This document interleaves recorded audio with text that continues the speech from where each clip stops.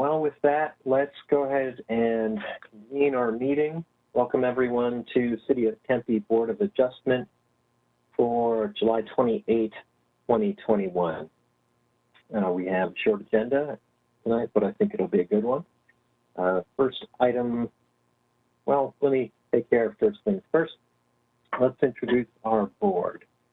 We have with us tonight board member Kevin Cullens, new addition to the board, Miss Rachel Phillips. We have board member Ron Peavy. We have board member Robert Miller, board member Rob Jarvis, and board member Whitney Baker.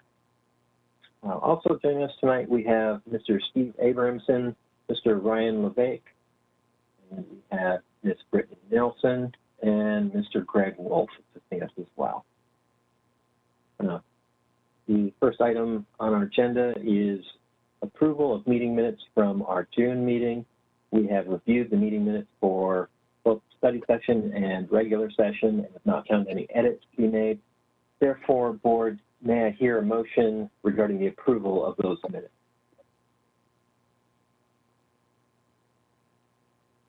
So moved.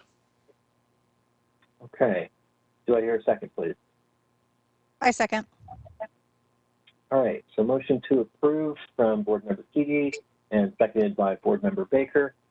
And I'll just go down the line and get everyone's votes on this. Board member Cullens, how do you vote? I abstain. I wasn't at the meeting. Okay. And just for reference, that is the appropriate way to vote if you were not in attendance. So, board member Phillips, how do you vote? I think it was sent to me. I'm unable to read it in its entirety, and I would like to be able to do that in the future so that I could have a say-so. But I tried to be at the meeting, so I don't know what the appropriate answer is at this point. Okay. I tried to feed that one to you.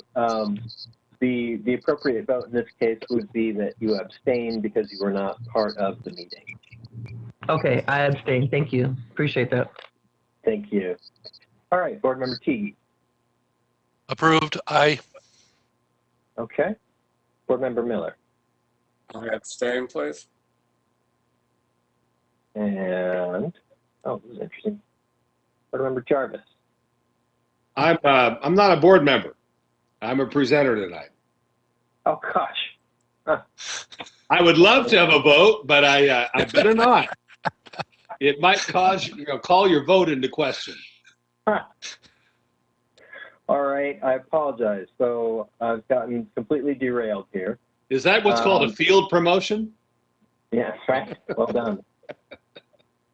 Well, if that's the case, so your case will go much easier if you're on the board. Yeah, that would be wonderful, but I don't think that's kosher.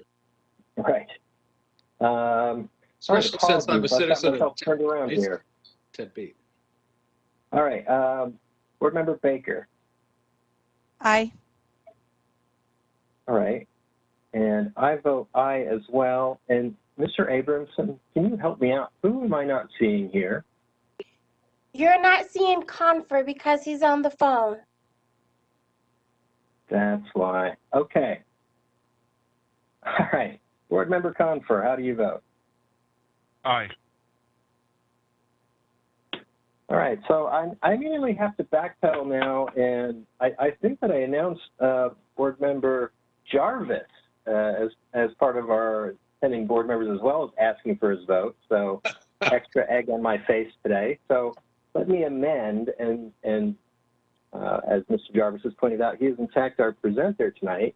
We are instead joined by board member Confer. Having made that edit and trying to save a little face, let's move on. Our motion passes 4-0 with board members Cullen and Phillips and Miller in abstention. With that, we now move on to our one remaining item of business, which is Victorium Tattoo. And I believe we have Mr. Jarvis to present. That's correct, Mr. Chairman and members of the board. I'm very pleased to be here, and I appreciate you all coming back. We were assembled, most of us, last month, and you all agreed to delay a month. I appreciate that. Now we're here. I'm wondering if my presentation could be put up on the screen. There we go. Very good. All right. We are here, as noted, to represent Victorium Tattoo. We are seeking a variance because of spacing requirement. Next slide, please.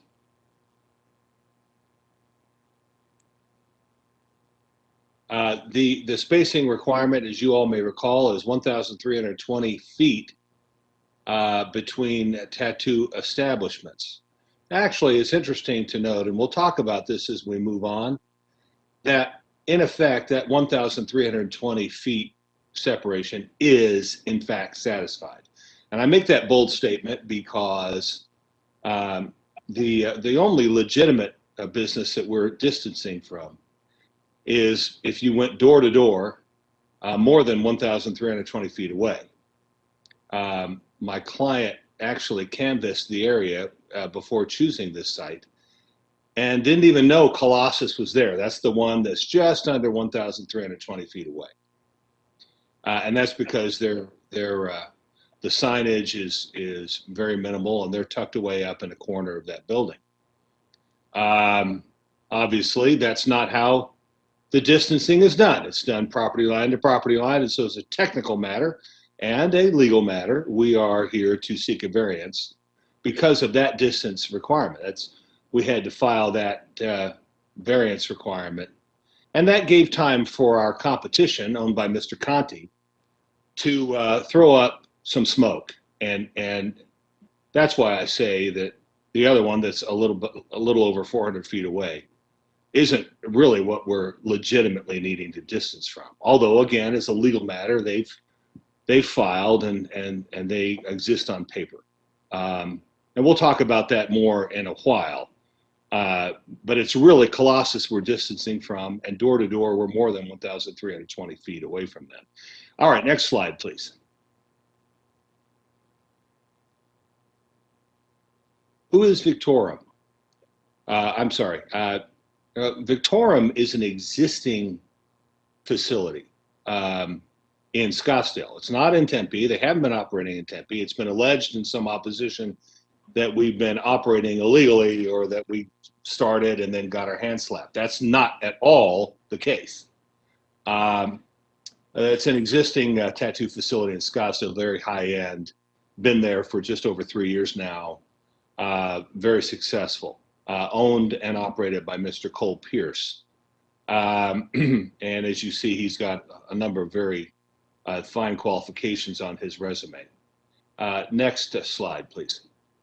All right, so these are photographs of the existing facility in Scottsdale, and that is a good template for what you can expect the Tempe facility will look like. Very high-end, very nicely appointed. There we go. That aerial will show you the proposed location on Mill Avenue, just a little south of 5th Street. Okay, next slide, please. Now, these aerial photographs illustrate what I was telling you about. At property to property line, we're at 1225, and hence the legal requirement for a variance. But those other two red lines on the right side show site from building to building, suite to suite, 1,360 feet. So actually in excess of the 1,320. So next slide, please.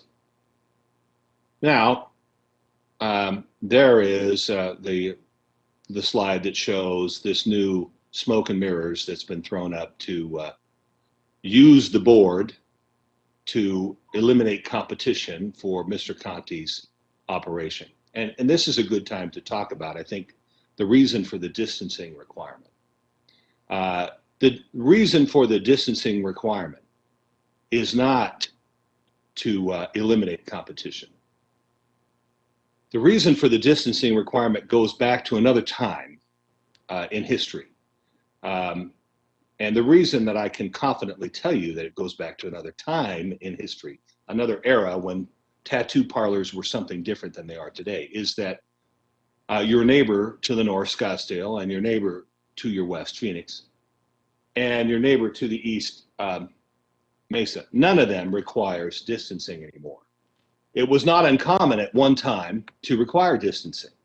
And it was because it was believed that at the time, tattoo parlors attracted a certain negative element to a community. And it was important to keep them from clustering so that you didn't cluster all of those negative elements in one place. We'll talk about this more later, but all you got to do is watch the Olympics to see the hard and true evidence, or watch any other sporting event. Tattoos are now mainstream, and those who frequent tattoo parlors to get tattooed are, your neighbor, the guy who's working in the next cubicle from you. My son works on Wall Street and has 3 tattoos. It's a very, very different scenario now. So that reason for distancing has evaporated. And again, we'll talk more about that a little bit later on. But right now, very clearly, there is not reason for distancing is not to eliminate competition. That would be about as un-American as anything I can think of. And that is precisely what that phony location to the north is trying to do. They ran in there once they found out about us, and we'll talk about that a little bit more, show who the opposition really is. But that is a technical distancing requirement, so that's why I show it. Next slide, please. Okay, so here's the timeline. Victorium leases space on Mill Avenue, January 2021.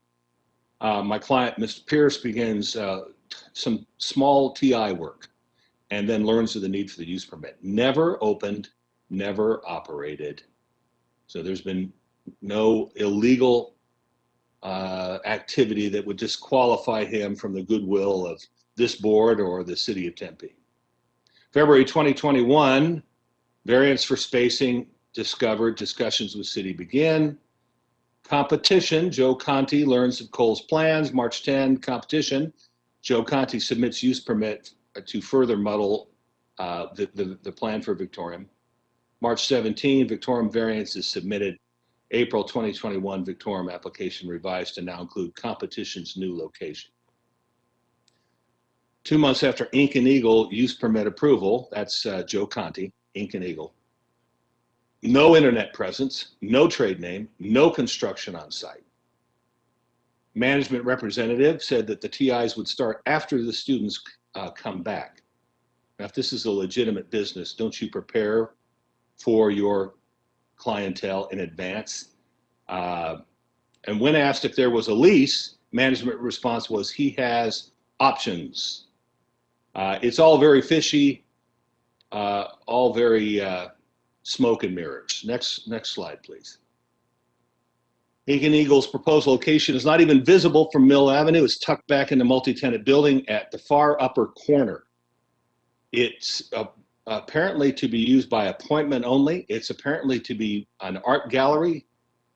This is not the same clientele. This is not the same business operation as Mr. Conte already has going, and it's not a basis for needing to separate. All right, next. The opposition has sent in letters saying, oh, this is oversaturation of the market. Balderdash, I tell you. Poppycock, falderall. Why is Mr. Conte opening up a second shop if there are too many tattoo establishments? Right on its face, that argument falls through. Furthermore, this second largest Victorian customer base comes from Tempe because college students, number 3, are the biggest population of tattoo customers. And Tempe has a whole bunch of those. ASU is the largest university in the United States, can handle another tattoo establishment. And the good news for business such as this is the clientele turns over, right? People graduate or drop out or decide to pursue something else, and someone else takes his or her place.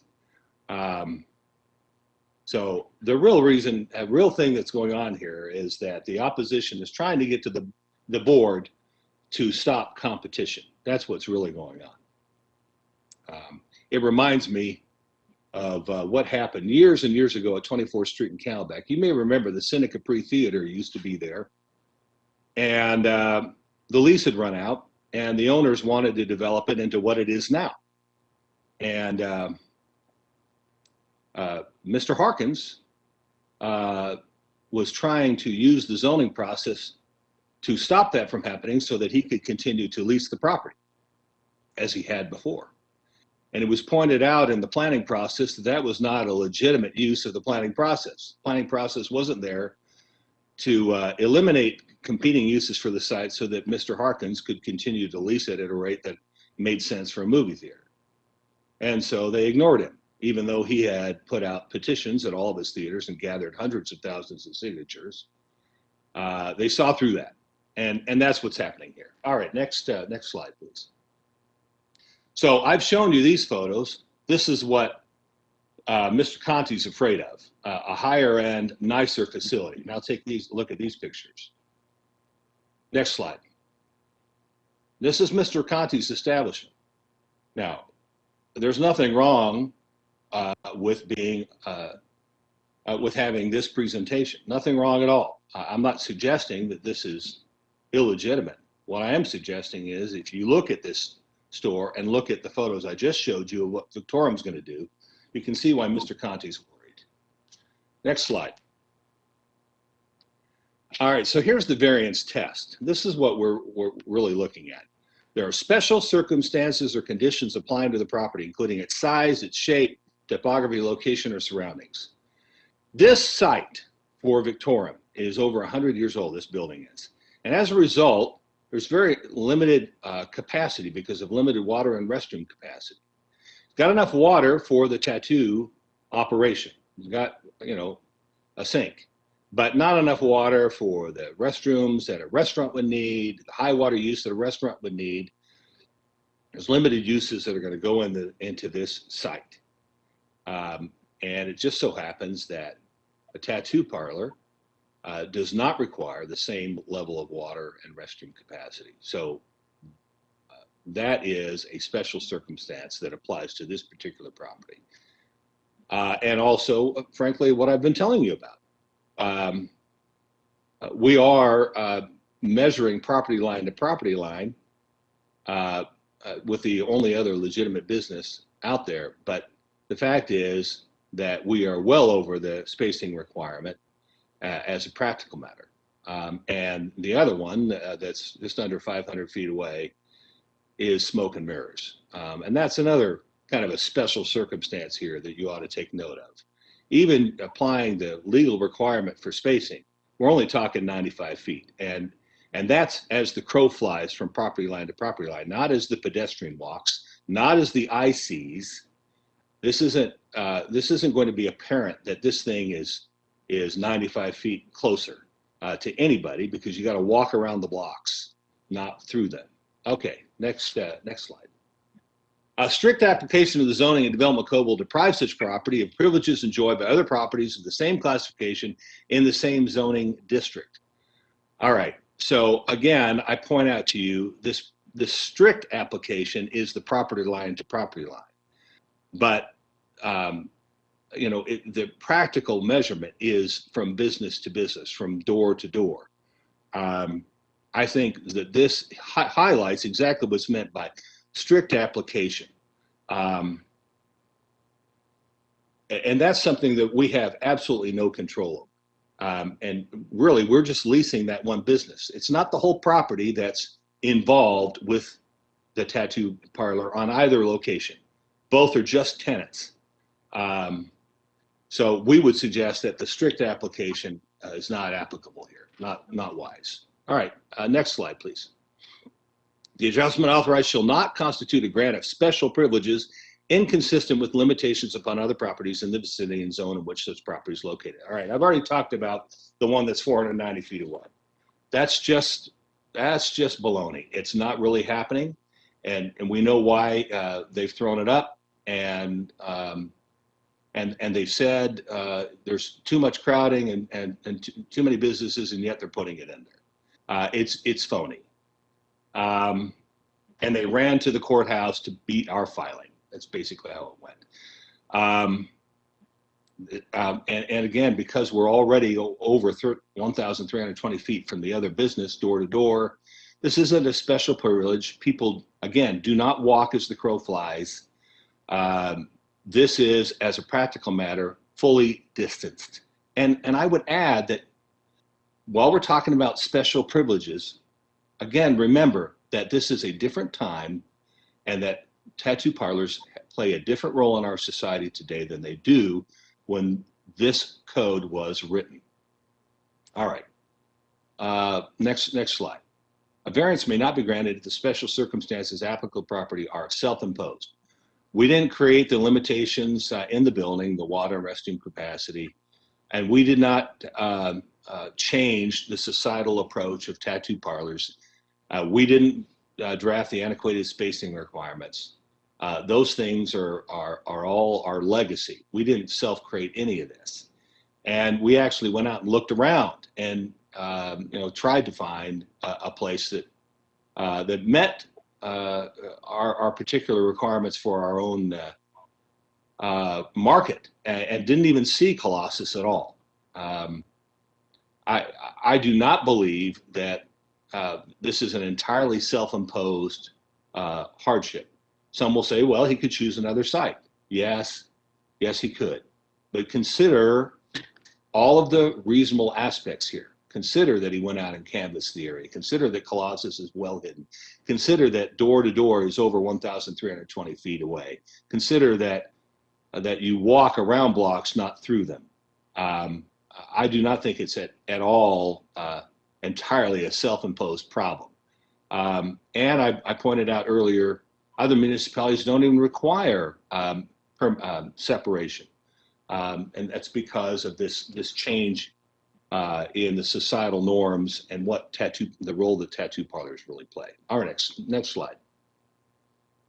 All right, this is some more evidence for you just to underscore how society has changed. Look at some of these numbers. 46% of Americans have at least one tattoo.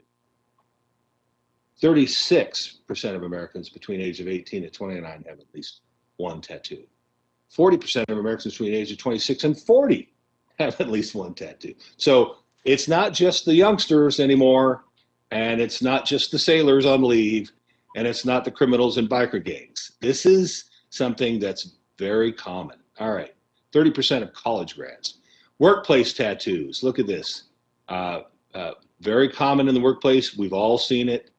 Of course, if your workplace happens to be the NBA or the NFL or the MLB or apparently the Olympics, those percentages go even higher. All right, next slide, please. Here's some sports figures, for example, that have continued to make this a very mainstream thing. I don't have a tattoo sleeve up and down my arm, okay? I don't. I'm 62 years old, and that's just the norm I was raised with. But it is very, very common. I've got two sons, actually, who have tattoos. All right, so that's an illustration of the industry growth. We can expect it's just going to continue, which also answers this question of oversaturating the market, which is just silly. All right, next slide.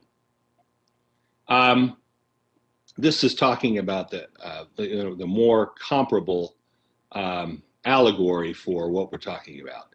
A tattoo parlor these days is much more like a barbershop or a hair salon.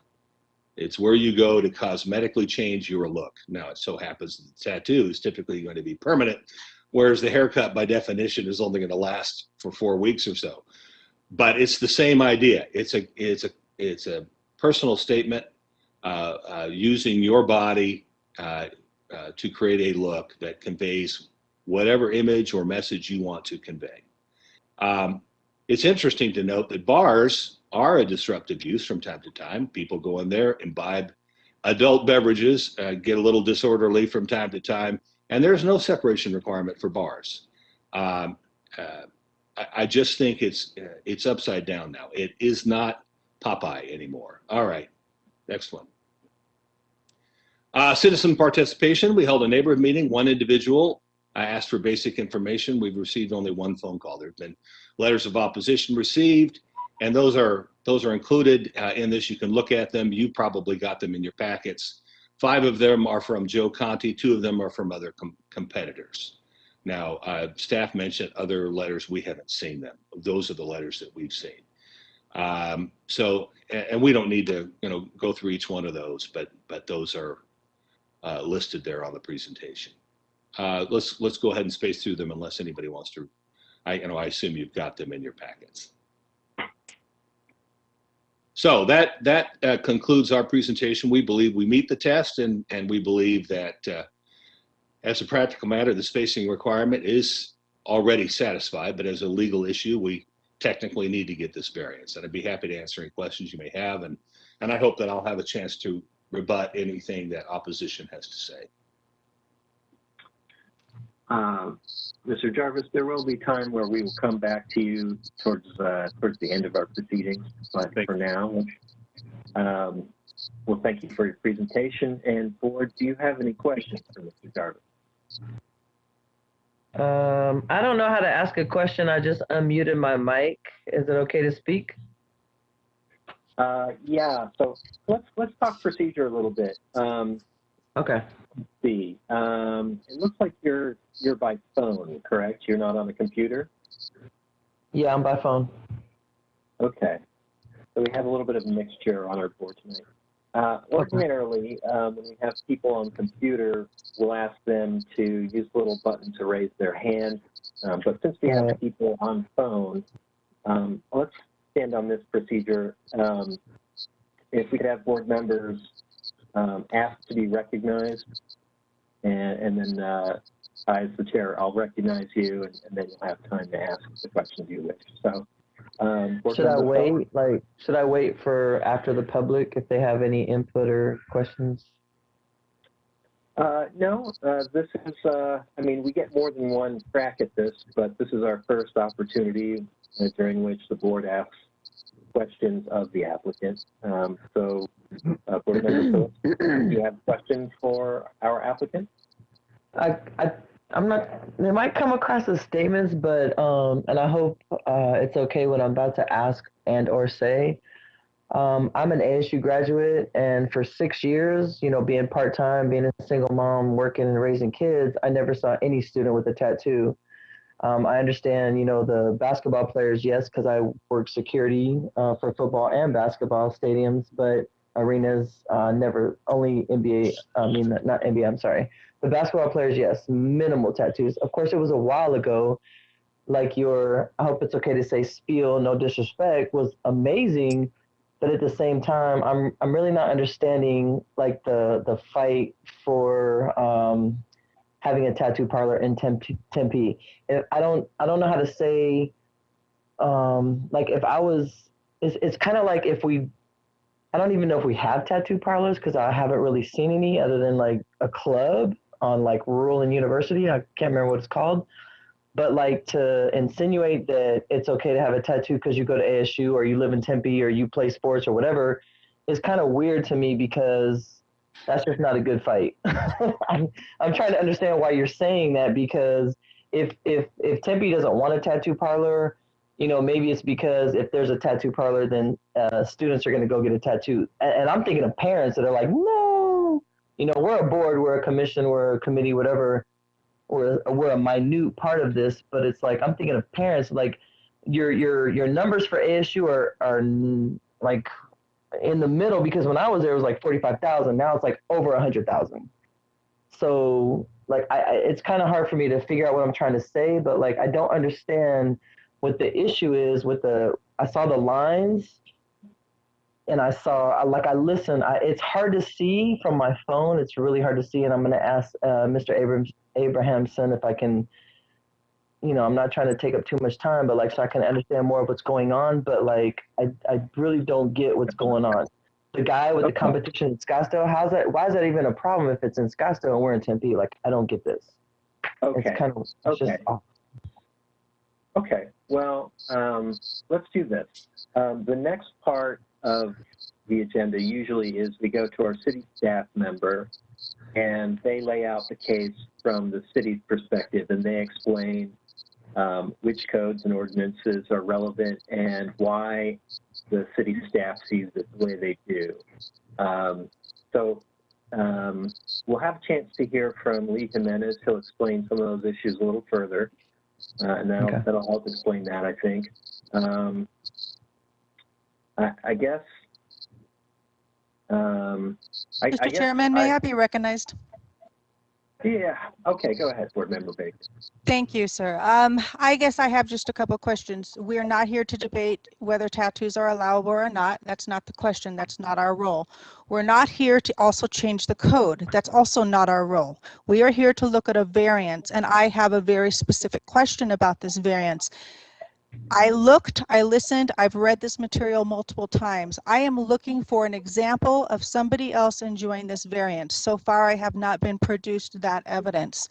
I'm also looking for evidence that this is not self-imposed. And again, so far, I have not seen evidence of this, and I'm looking for that. I am not here to debate whether this is a viable business. That's not our point. So I'm asking directly, is there somebody enjoying this variance that I am not aware of at this point? And also, how is this not self-imposed? Thank you, sir. Mr. Jarvis. Thank you. Looks as if you were muted, Mr. Jarvis. Thank you.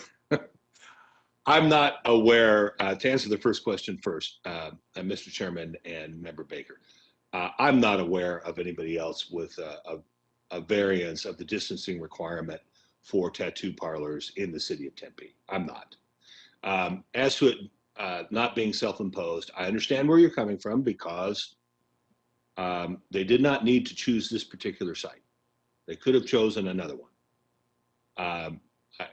I understand where that comes from. Frankly, that underscores pretty much every variance that is ever granted, at least those relating to distancing, but also many that relate to other aspects that find themselves in a particular situation that would have been alleviated if they'd chosen a different site to go to.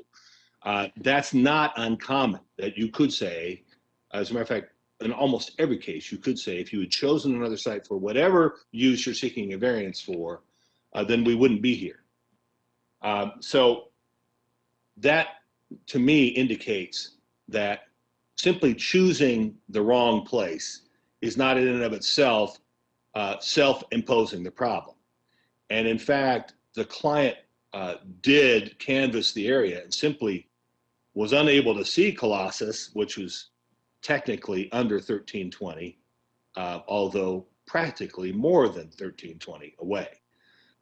They had to have Colossus pointed out to them because they are so well hidden. The 495 or 490 foot away one obviously didn't exist until Mr. Conte decided to try to throw that up to make it more difficult. So that clearly is not a non-self-imposed problem.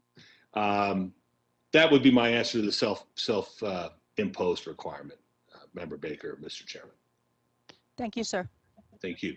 Mr. Chairman, might I ask a question of the applicant, please? Yes, Board Member Mill. Mr. Jarvis, Mr. Lyon, Chair Lyon, the question I have relates to this, what you're referring to as essentially a sham operation, which is 490 feet from the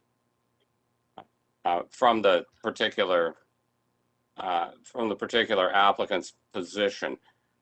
Can you verify, for example, that this individual has not exercised his option for a lease? So in essence, this is not an actual operating business. We visited with the property manager, my planner, Ms.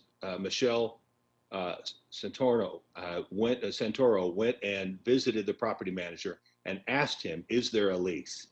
And the answer was, kind of avoiding the question. And he said, "Well, he has options."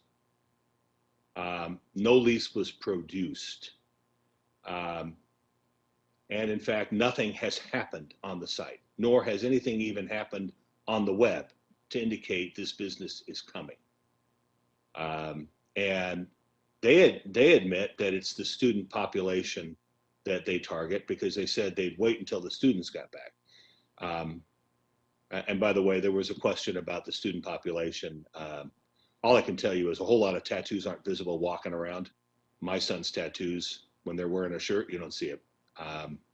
It's just the numbers that I've been showing you are industry based, and reflect the reality of the growth of popularity of tattoos. Mr. Jarvis, Yes. Chair Lyons, thank you very much for your answer. And as far as that goes, my daughter's tattoos are not visible either, and neither are my nieces, and both of them are actually professionals, so I don't have an issue with tattoos as far as that goes. Mr. Chairman, I do have a question with respect to, and I'll ask it of staff if I may. When you went to verify, or when you provided the information to us with respect to the distancing between these two businesses, or actually between these three businesses, was it ever verified that the Incan Eagle, I think the name is actually an operating business, or is simply a space that might at some point become a business?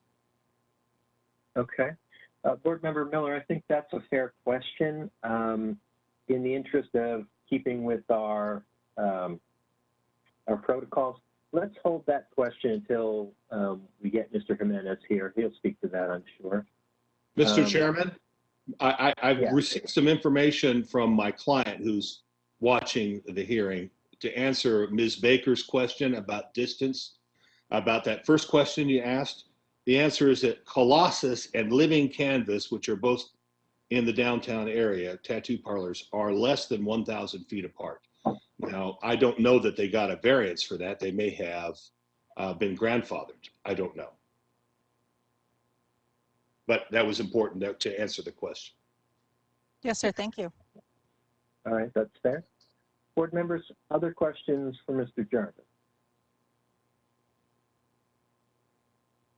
All right, seeing none, we'll proceed. We will have a chance to come back and ask more questions, and Mr. Jarvis, you will have a chance to respond to what you hear moving forward. Let's go to Mr. Lee Jimenez, if you would give us a presentation from staff. Good evening, Chair Lyon, members of the board. My name is Lee Jimenez. I'm a city planner with the Community Development Department in the Planning Division. So just a couple of facts regarding the case at hand. So Victorium is proposing to operate their tattoo shop in a retail suite, which is located on the west side of Mill. On the west side of South Mill, in between 5th Street and 6th Street in the CC City Center District, as well as within the TOD Transportation Overlay District. The applicant is seeking relief from the use separation requirements for a tattoo shop and a body piercing establishment. So pursuant to the City of Tempe Zoning and Development Code, tattoo shops or body piercing establishments shall not be located on a lot within a quarter mile or 1,320 feet, which is measured by a straight line in any direction from the lot line of another tattoo shop or body piercing establishment. The proposed tattoo shop is located approximately 490 feet from the nearest tattoo shop at 414 South Mill, which was approved by the Development Review Commission on April 27th, 2021. And the other two establishments are located at 808 South Ash Avenue. And those establishments, which consist of a tattoo shop as well as a body piercing establishment, are located approximately 1,225 feet from the proposed tattoo shop. In addition to the variance, a use permit will also be required should the variance be approved. And the Development Review Commission will be the decision-making body should that go to a hearing for the use permit request. So for the record, the neighborhood meeting took place on April 29th, 2021 at 6 p.m. As of tonight's hearing, staff has received 2 letters of support, which were provided by the applicant, as well as 7 emails and letters in opposition, of which I'll generally cite concern about oversaturation of tattoo shops and body piercing establishments in the surrounding area. Going back to the question regarding the tattoo shop and body piercing establishments at 808 South Ash Avenue, those establishments were actually existing prior to the code amendment, which established the separation requirement. So they are technically grandfathered in, and that's why they are allowed to exist where they are today. And as far as the analysis provided in the staff report goes, staff does not support the requested variance. The request does not meet the required variance criteria. Staff believes there's no special circumstance related to the property's size, shape, topography, location, or surroundings with respect to the separation requirements. Everything outlined in today's meeting so far has been personal circumstances. Other properties of the same classification and zoning are also subject to the same separation requirements. And then authorizing the adjustment will constitute a grant of special privileges inconsistent with limitations upon other properties within the vicinity of the area. And last, as far as self-imposed, a lack of water is not considered a self or a special circumstance. It's even it's basically there's water service available for hookup to these buildings. There's many old buildings in the downtown area, many of which have been retrofitted to provide water services. So that special circumstance should not be considered in this variance request. And that concludes my presentation, and I am available to answer any questions that the board may have. Okay. Thank you, Mr. Jimenez. Board Member Miller, do you wish to ask that question again? Yes, thank you, Mr. Chairman. Essentially, what I'm interested in, Mr. Jimenez and Mr. Chairman, is the issue about the Incan Eagle establishment that is referenced in your report, i.e. that it is in fact 490 feet away from the proposed Victorium property, Victorium operation. Yet it appears that Incan Eagle does not really exist other than in name. They do have, I guess, a use permit. They have made no effort to put that into play, apparently. And in that case, can this actually be considered a viable business, or is it simply, for lack of a better term, a paper tiger? I'd like your input on that, please. Board Member Miller, I'd be happy to answer your question. The site in question at 414 South Mill has been entitled for a use permit to operate a tattoo shop. So that entitlement is valid up to a year after the approval, unless the use does not commence. And to clarify some questions early on, we do not require a lease agreement as part of the application process for a use permit or variance or any other entitlement as such. But we do require property owner authorization, and the property owner at 414 South Mill authorized the applicant to file that use permit application. And that's just one establishment that they're seeking the variance from. There's also the 2 other establishments, the body piercing and which is HTC Studios and Colossus Tattoo over at 808 South Ash. Those establishments are located less than 1,320 feet of the property line of Victorium Site. Mr. Jimenez, Mr. Chairman, first of all, thank you very much, but I'm actually less concerned about the Colossus site, which is close to, or depending on how you want to measure it, and I understand the measurement is straight line in terms of the code requirement. But I am concerned that you have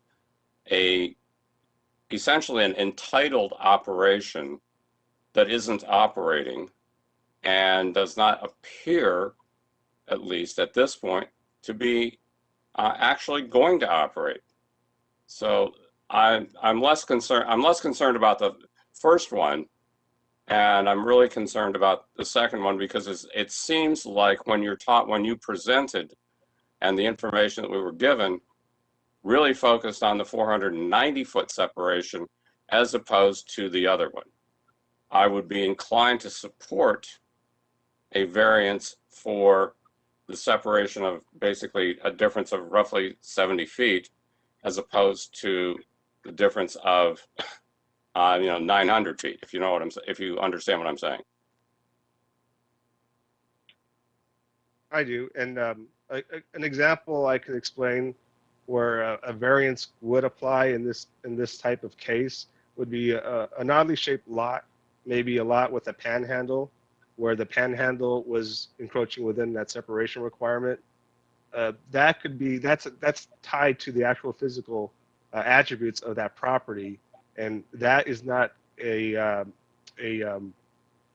self-imposed circumstance. So that's another example. Another example would be a separation requirement for a use that's across a major feature like a freeway with lots of distances. So that could be a special circumstances related to the location or surroundings. So those are some examples of special circumstances that would apply in this type of variance request. Okay. Mr. Jimenez, Mr. Chairman, thank you very much for that clarification. I guess my only other comment would have to be in terms of the actual operational aspects of going from one facility, one operation to another. You don't fly in a straight line. I know downtown Tempe, and you can't walk through buildings and you can't walk through walls. You have to walk around. Yeah. Let's I'll tell you what, I think there's a little bit of discussion on some procedural things that we might get into. Do you have any more questions for Mr. Jimenez? Mr. Chairman, I do. Board Member Cullen? One question for Mr. Jimenez. Out of curiosity, when was the city code modified decreasing the distance requirements? The ordinance was adopted by City Council. Board Member Collins. The ordinance was adopted on December 13th, 2007, and then it was cured 30 days after that. So approximately January 13th, 2008. Thank you. You're welcome. Okay. Other questions for Mr. Jimenez? All right, seeing none, well, thank you, Lee. For what it's worth, I see Mr. Joseph Conte has his hand raised. For reference, there will be an opportunity to make public comment. Actually, I guess that's the segment we're coming to now, so you're going to get your chance in just a moment. But first, let me go to Mr. Steve Abramson. If I remember correctly, you said we had one comment which was to be read into the record.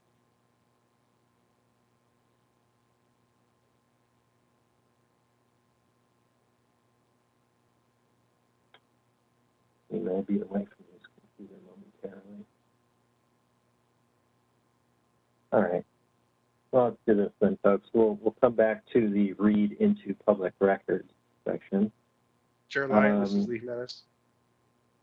Yes. I believe Mr. Abrahamson was on mute. Can you hear me? Yes. Okay. I didn't do anything different. Guess I didn't speak into my phone clearly enough. I apologize. Yes, I have one to read into the record, and then the other three I need to check to see if these folks are online. I believe they might be. The one I'm reading into the record is from a Tempe resident. Her name is Danielle Chestnut. she states, I have been a local resident for the past 35 years, and I'm against any more tattoo shops moving into the area.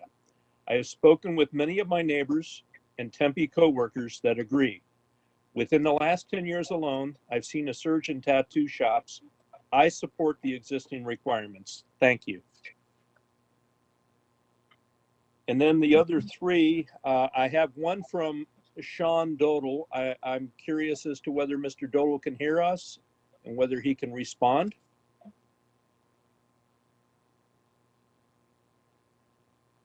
We do not have Sean Doddle online. Okay. Very good. Mr. Doddle's letter is as follows. We oppose this variance for several reasons. This business knowingly tried to open a tattoo shop within the radius restrictions set forth by the city. They tried to skirt the law and thought no one would care or call them on it. They also tried to skirt building permits for construction. Again, they thought they wouldn't get caught. Number two, they're applying for a variance based on hardship, which was entirely self-imposed. Number three, the city states that self-imposed hardships are not a valid reason to grant a variance for any permit. Number four, CDC and OSHA both state number one preventative way to stop communicable diseases is through hand washing. And Victorium's representative's own statement on their application, they state that the space does not have and will not have any running water. So, not only can they not wash their hands before and after each client in the space, they can't even mop the floors and disinfect their space properly at all. This is a super substandard for a tattoo shop in this modern day, not to mention the entire COVID era that we just came out of. This should be common sense and a necessity for tattoo shops. If they understood bloodborne pathogens, they would already know this.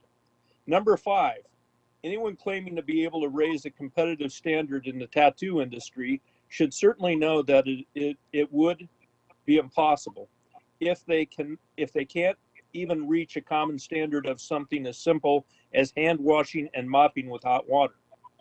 Number six, if this variance passed, it is going to open up the floodgates for other low-end tattoo shops to open anywhere in Tempe, and we will see the exact result like Glendale saw when they opened it up without restriction.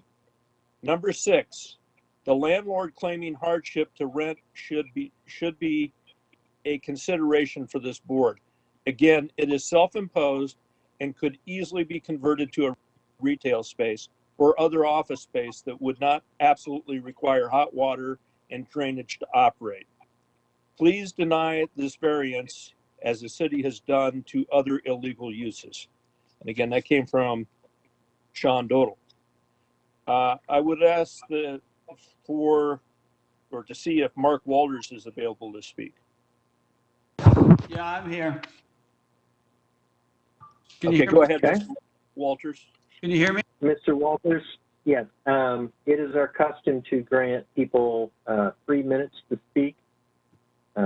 If you should get to that time, I'll ask you to wrap up your remarks, and if you'd be kind enough to sum it up quickly and end your time, that would be appreciated. I may get a little New Jersey if need be and say, okay, thank you, that'll do. Yeah, no problem. Let me know when you're good. Yeah, go ahead, we're ready. Okay, board members, my name is Mark Walters. I own, operate, and have tattooed at my studio Living Canvas Tattoos at 930 South Mill Avenue since 1993, 28 years. Living Canvas is the first legal studio in Tempe, and the rules and regulations that are in place today are because we worked with the city to create a legal framework that would set the groundwork for future studios to safely integrate and not oversaturate our beautiful city of Tempe. We have never opposed any legal application for a studio in Tempe. However, there have been many illegal open and have rightfully been shut down. I think there's been a few that have applied for variances, also that have been denied. If a variance is granted in this case, it will be creating a dangerous precedent moving forward. There will be a list of shops that will follow in behind it, using this exact variance as a guideline to get in. The guidelines are here so that Tempe does not turn into Glendale, which is completely oversaturated with shops on every corner. The problem with this is that they're all undercutting each other for business and have resorted to violence between shops that's just created a huge problem in our industry. This is not what we seek for the city of tattoo, the Tempe tattoo community. For me personally, the biggest concern I have about this application is the lack of water again on the premises, the hot water, the warm water. They claim that this is a good use for this business. However, it's quite the opposite. In Tempe, as you guys have just saw, a tattoo shop requires a use permit. A use permit for a tattoo shop in Tempe requires bloodborne pathogen certification training for each artist and the owners. Bloodborne pathogens, in case you don't know, is designed for those who are at risk for on-the-job exposure to blood and other bodily fluids in the workplace. Regardless if these artists have been trained or not, it is impossible to properly use the training since the #1 part of bloodborne pathogen training is hand washing. Per the bloodborne pathogens training manuals, quote, hand washing is the most important infection control technique. Hand washing your hands before touching clients, putting on gloves, starting any procedure. Then disinfecting hands after touching clients, applying wound dressing, or handling biological waste materials and removing gloves, end quote. None of this can be done properly since there is no hot water source to this building, let alone adequate for hand washing. In 34 years of tattooing, I've never seen a tattoo shop with less than 2 hand washing stations. It is literally impossible to maintain bloodborne pathogens procedures without the ability to wash your hands before, after, and during each client. Most states that require licensing for tattoo, in fact, require hand washing sinks, at every station where people are getting tattooed. Arizona doesn't have that licensing, so it's not required, but there needs to be hand washing sinks. Time. Mr. Walters, if you could sum up, please. Okay. Fortunately, due to COVID, I think we all relearned a thing or two about the importance of hand washing. The tattoo industry, as we know it, for a very long time, has had bloodborne pathogens in effect as the medical industry. So these are some things that we need to take a look at as well. I did hear that it could be retrofitted and this and that, but in their own application, they stated that there was no water and the bathroom was down the alleyway and so on and so forth. So on that note, we would request for denial based on the things that I've stated. I appreciate your time.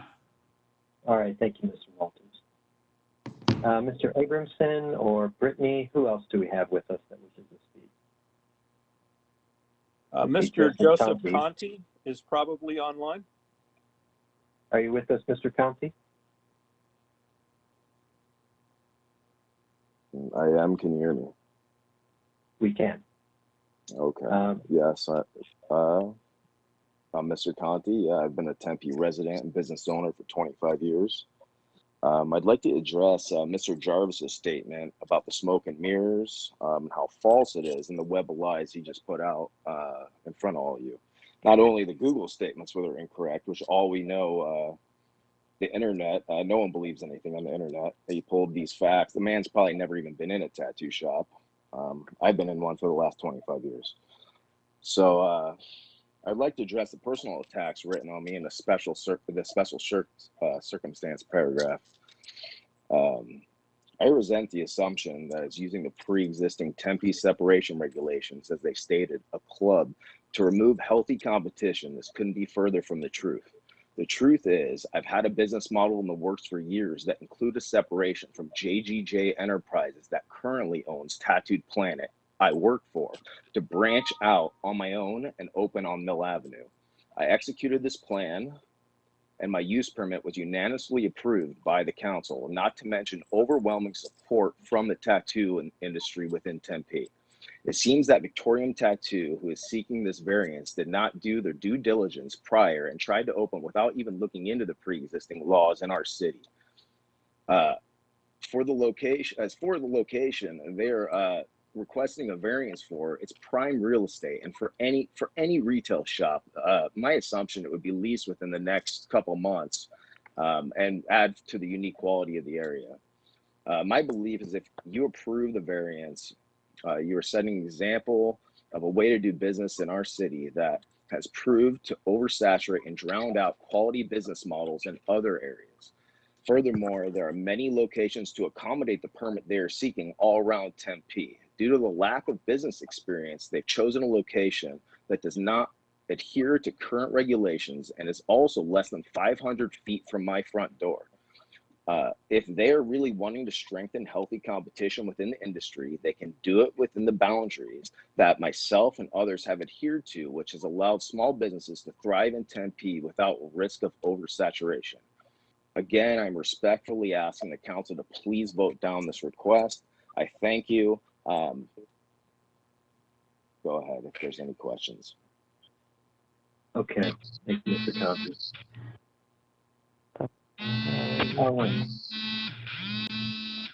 Mr. Abramson or Joanna, do we have anyone else? Yes. Sorry, I said Joanna. I have another letter to read into the record, Chair Lyon. This comes from Merrill Darcy, a resident of the Riverside neighborhood to the west of downtown. The city doesn't seem to be capable of spurring small business development beyond the vape pen economy of cannabis dispensaries, fast food joints, and tattoo parlors. They lost interest long ago, assuming they had it in the first place, in creating a sensible city development plan that incorporates the need for many while positioning Tempe for jobs, neighborhood preservation, and infrastructure demands. In other cities, these interests are not competing. They're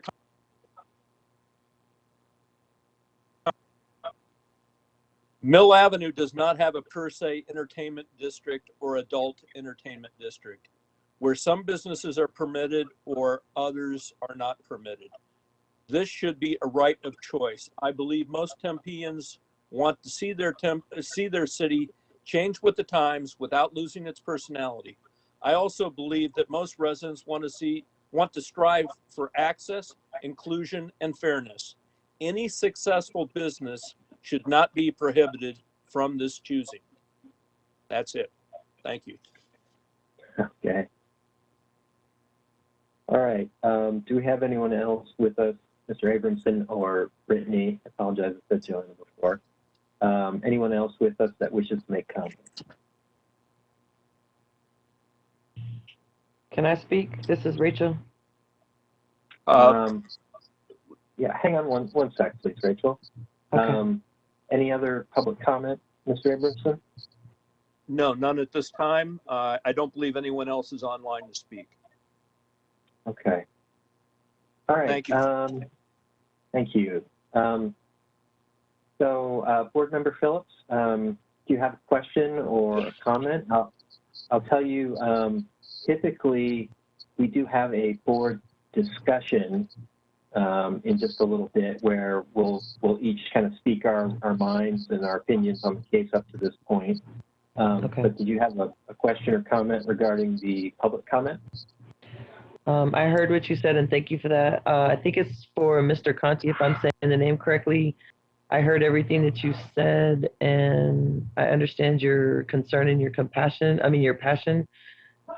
But the only thing, the one thing that I continue to hear is the lack of water. So I'm not too sure why that's not a concern for everybody.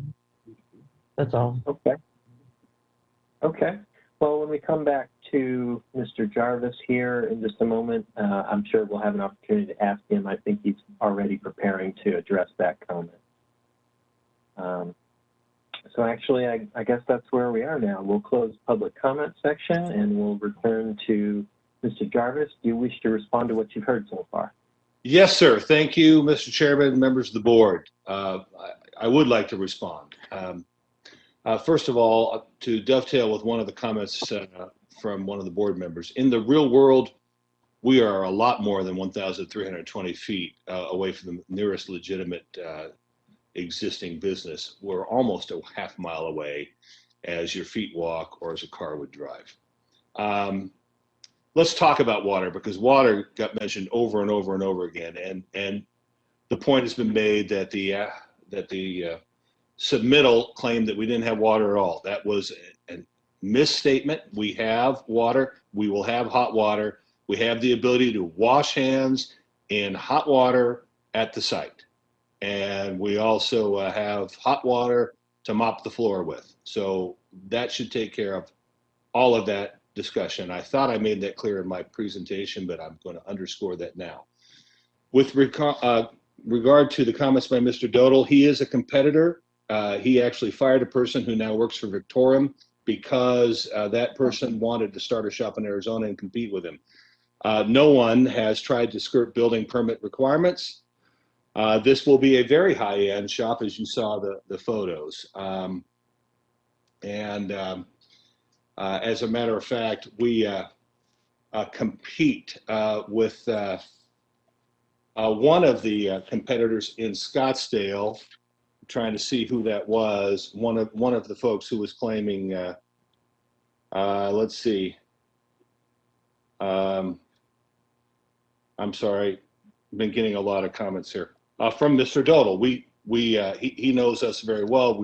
We operate in Scottsdale, 500 feet away from him, and are offering him stiff competition there.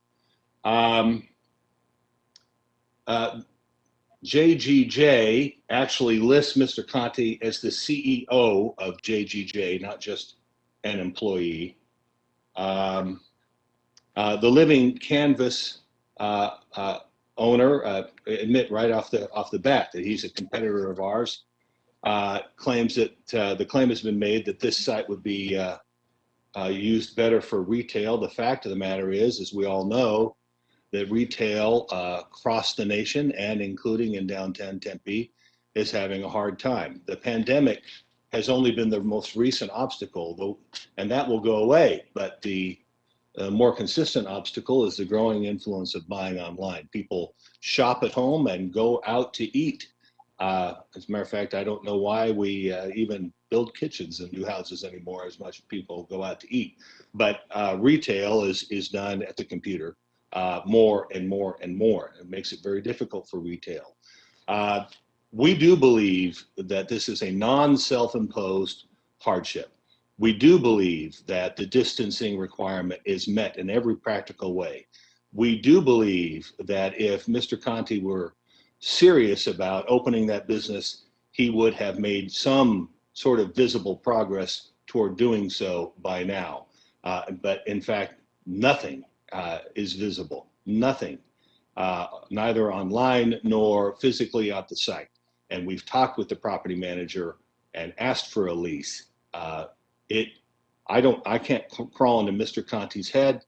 I'm not going to call him a liar. What I will say is that the facts all seem to indicate that that's a sham. So we believe that we meet every legitimate spacing requirements as a practical matter. We believe that there are special circumstances that justify it, and we do not believe that this is a self-imposed hardship. We think it's justified and meets the test. Okay. So now, here's what I'm going to do, Board. I'm going to go back to comment that Board Member Baker made earlier. Ms. Baker, you're absolutely right that the terms on which we consider the variance are very limited. We will not be considering the appropriateness of water at this building or many of the other things that we've heard about. Those decisions are up to other permitting bodies. Our considerations here are the 4 items which we have heard. Is there a special circumstance? Is the property deprived of a privilege which other sites in a similar position have? We cannot be granting a special privilege by granting the variance, and is the special circumstance self-imposed? We're not allowed to grant variance if we deem that it is. So having said that, Mr. Jarvis, I think that you have addressed those items to some extent And I'm going to ask the board if they have any further questions regarding those criteria. Am I missing anyone? I want to make sure. Board Member Conte, since I don't see you on the computer screen, do you have any questions? I do not at this time, Mr. Chairman. Thank you. Okay. All right. So with that, seeing no more questions, we will close the applicant section of our discussion here. We'll move on to our board discussion. Again, I'd like to point out the importance that we kind of stick to the bounds we're given. You know, we're not really given enough power or authority to decide what's good for society as a whole, or what the ordinances ought to be. You know, we have a very, very, very small amount of power here, which consists mostly of interpreting the codes and ordinances and determining if they're being applied correctly. And in this case, looking at does the variance make sense. Now, I will point out that the purpose of the board is to grant relief where strict application of the zoning ordinance is an undue hardship. I know there's some tendency to look at our standards and say, well, it's here in black and white and they don't meet the criteria, so the answer is no. And that's certainly an understandable approach. But I'll point out that we've had cases where there was a residential property that was an odd shape and couldn't accommodate a home properly. And were we to deny the variance, that piece of property would go unused, and it's pretty clear that there really ought to be a home there. And so that's why we have the variance process to say, look, it makes sense for there to be a home here, even though the rules technically say no. So I would submit that it's not 100% black and white, no, you can't do it. Having said that, there are certain rules there that I think we should at least understand what the intent of the rule is before we start saying, should we have a little lenient? One is the distance requirement. To my understanding, if we were to say, well, how far is it from one door to another, such measures could easily become a big argument because, well, which way did you walk? And it's not reasonable to walk that direction, and so on and so forth. The simplest and easiest way to create a measure is to just draw a straight line between two things. And then you determine what the appropriate distance ought to be, and that's what the standard becomes. In this case, the standard is 1,320 feet between properties. So that part, I think, should be understood fairly clearly. Having said that, again, I'll remind the board that we have 4 criteria. One, is there special circumstance having to do with the property? Is it a strange shape or a strange location or some other thing beyond the owner's control? Number 2, are there other properties that are similar that have a privilege that this property doesn't? Number 3, if we grant the variance, we have to make sure we're not granting a privilege that other properties are not having. And number 4, we have to make sure that whatever the special circumstance is, it's not the owner's making. So, having said that, let's do our board member discussion and comment. Board members, what are your thoughts? I see Board Member Cullens, you have your hands, you wish to speak? Thank you, Chairman Lyons. Just a couple statements that I would reiterate, something that Board Member Miller noted. If this was simply the case of being 70 feet short of the required 320 feet, I would give more credence, at least in my own opinion, to considering that along with the other 2 criteria, but it's not the case. Whether we like it or anyone else likes it or not, a permit was issued to another tattoo business within 500 feet, and they have a year to develop their business. So it's no one else's place to judge whether it is a true business or not. So again, I would make a decision on this case based solely on the merit of whether it meets the 3 criteria, and it does not meet the 3 criteria. You know, my opinion on tattoo aside, since I'm one of those Popeye sailor men from the Navy that has tattoos, clearly tattoo parlors don't bother me. So it's what we as a board have the authority to make decisions on, and not make decisions on hearsay also that has nothing to do with the code. Thank you. Okay. Other comments? Mr. Chairman? I apologize, Mr. Miller. I see Board Member Baker has her hand Go, up. let him go first. All right. Board Member Baker? Thank you, Chairman Lyon. I agree with Chairman Lyon, or I'm sorry, Chair Cohen. I could see us considering this in other circumstances, and I think that, you know, whether or not the business is 490 feet is open at this point is not us to judge. He does have a year, and he is going to be given that year. And if it does not come into fruition, then obviously this can be brought to us again if need be. However, at this point, 490 feet is not something I would be willing to consider. And that is just my viewpoint. It has only everything to do with what we are supposed to be hearing, what the type of decisions we are here to make, and what we have the authority to do, and only that. And on top of that, I also want to make just one more point, and we've talked about this so many times. We really do need to think about the fact of all the work that's gone into this already by our community, Mr. Jimenez, and we literally, he has given us his recommendation. I tend to support it, and I do have my reasons based on what we've already heard, as I've shared. That is just my opinion. Okay, thank you. Board Member Miller.